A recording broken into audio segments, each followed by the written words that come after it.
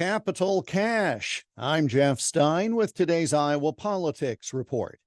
Normally, when the news centers on politicians and money, it's because someone took money they shouldn't have, or in some other way benefited personally, financially, from their job as an elected official.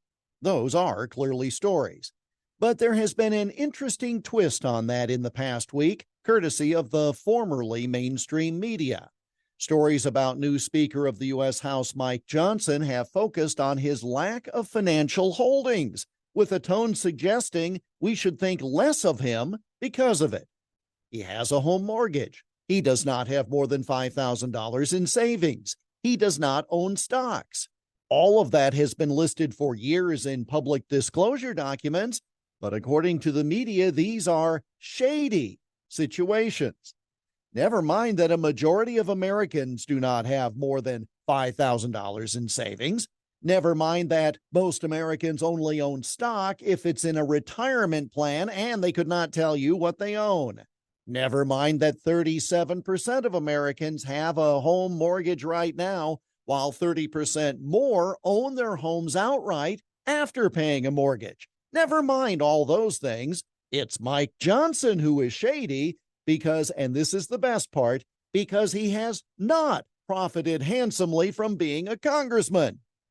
Remember when Joe Biden was seen as just a paycheck-to-paycheck guy, Lunchbox Joe?